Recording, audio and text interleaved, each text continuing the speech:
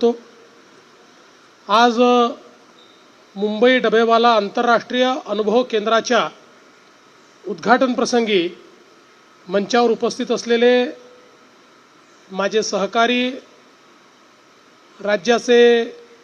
माहिती व तंत्रज्ञान आणि सांस्कृतिक कार्य मंत्री आणि ज्यांच्या मतदारसंघामध्ये हे आंतरराष्ट्रीय अनुभव केंद्र साकारलेलं आहे ते आशिष शेलारजी, ज्यांनी पहिले अनाथांचे आमदार म्हणून पदवी मिळवली आणि आता डबेवाल्यांचे आमदार जे झाले आहेत असे आमचे सहकारी श्रीकांत भारतीयजी, मुंबई डबेवाला असोसिएशनचे अध्यक्ष उल्हास मुकेजी, रामदास करवंडेजी, या ठिकाणी विशेष रूपाने उपस्थित असलेले आमचे सहकारी ज्येष्ठ आमदार योगेश सागरजी, आमदार तमिल सेल्वनजी, या ठिकाणी उपस्थित श्री किरण गवांदे, श्री वीरेंद्र म्हात्रे, स्वप्नाताई म्हात्रे, अलकाताई केरकर, हेतल गाला, सर्वच उपस्थित पदाधिकारी अधिकारी, विशेष रूपाने उपस्थित असलेले आमचे जयेशभाई शहा आणि त्रिपाठीजी, सगळी टीम आणि माझ्या सर्व प्रिय डबेवाल्या बंधूंनो, उपस्थित बंधू भगिनींनो, सर्वांना रामकृष्ण हरी। आज स्वातंत्र्य दिनाच्या पूर्वसंध्येला एक अतिशय सुंदर असा कार्यक्रम या ठिकाणी पार पडतोय।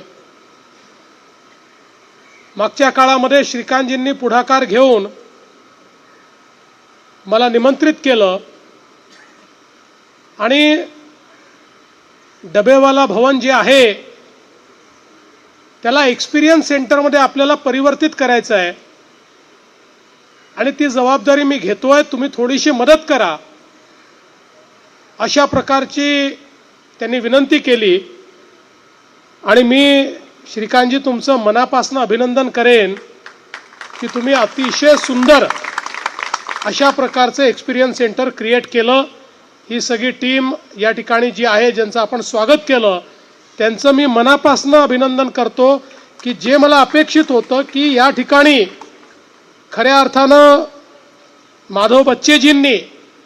जी 1890 साली सुरुवात केली, त्या सुरुवातीपासनं तर आत्तापर्यंतचा इतिहास हा प्रत्येक व्यक्ती जो इथे येईल त्याला नवीन तंत्रज्ञानाचा उपयोग करून समजला पाहिजे आणि ती तर व्यवस्था केलीच, पण त्यासोबत या ठिकाणी व्हर्च्युअल रिॲलिटीच्या माध्यमातून खराखुरा एक्सपिरियन्स आपल्याला घेता येतो अशी व्यवस्था केली। आम्ही ज्यावेळेस व्हर्च्युअल रिॲलिटीमध्ये ते बघत होतो तर आम्हाला असं वाटत होतं की आम्ही तुमच्यासोबत सकाळी उठलो, आम्ही विठ्ठलाची पूजा केली आहे, आम्ही डबा घेतलाय, आम्ही सायकलवर बसलो, आम्ही एकेका चाळीमध्ये गेलो, सगळे डबे जमा केलेले आहेत, आम्ही रेल्वेमध्ये गेलेलो आहोत, तिथनं आम्ही प्लॅटफॉर्मवर उतरलो आहोत, त्या ठिकाणच्या गाडीवर सगळे डबे लावलेले आहेत, तिथनं ते डिस्ट्रीब्यूट केले आहेत, पुन्हा सायकलवरनं चाललो आहोत, ते डबे त्या ठिकाणी दिले आहेत आणि मग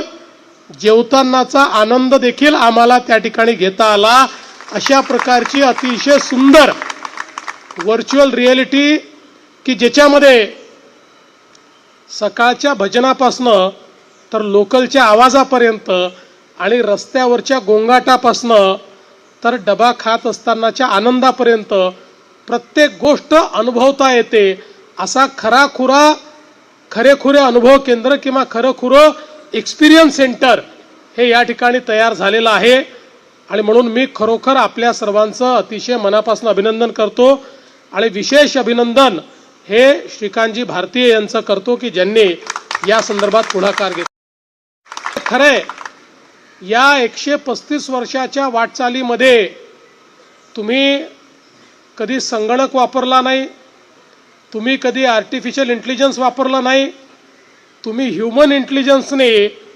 जे कोडिंग तयार केलं ते कम्प्युटरपेक्षा देखील उत्तम कोडिंग हे तुम्हाला तयार करता आलं. आणि म्हणून आज Guinness book of world record असेल, अनेक पारितोषिकं असतील, अनेक विद्यापीठांमध्ये संशोधन असेल, या सगळ्या गोष्टी आपल्याला पाहायला मिळतात. आणि जगातल्या सप्लाय चेनमधले लोक, त्याचा अभ्यास करणारे लोक, मॅनेजमेंटचा अभ्यास करणारे लोक हे आश्चर्यचकित होतात की मुंबईमध्ये एखाद्या गवतामध्ये सुई टाकून दिली तर ती सुई शोधणं जेवढं कठीण आहे तेवढंच कठीण हे डबे मिळवणं आणि ते योग्य ठिकाणी पाठवणं हे असताना देखील एकही चूक एकाही दिवशी आमचे डबेवाले करत नाही, 1 मिनिटाचाही उशीर करत नाही. ही जी काही मॅनेजमेंटची स्किल तुम्ही तयार केलेली आहे याच्यामुळे निश्चितपणे संपूर्ण जग हे तुमच्याकडे आकृष्ट झालं आहे. आणि हे सगळं करत असताना सगळ्यात महत्त्वाचं काय आहे तर आमचे डबेवाले हे वर्षातनं सुट्टी कशा करता घेतात? फक्त वारी करतात. वारीच्या व्यतिरिक्त सुट्टी नाही. त्यामुळे विठ्ठलाचे आशीर्वाद, पांडुरंगाचे आशीर्वाद हे तुमच्या पाठीशी. आपली जी समृद्ध वारकरी परंपरा आहे ही परंपरा तुमच्या पाठीशी आहे.